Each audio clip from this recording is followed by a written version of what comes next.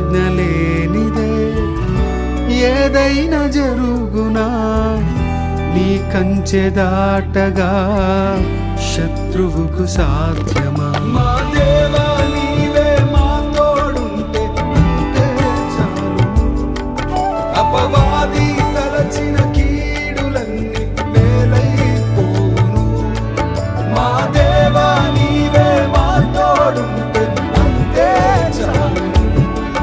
అపవాది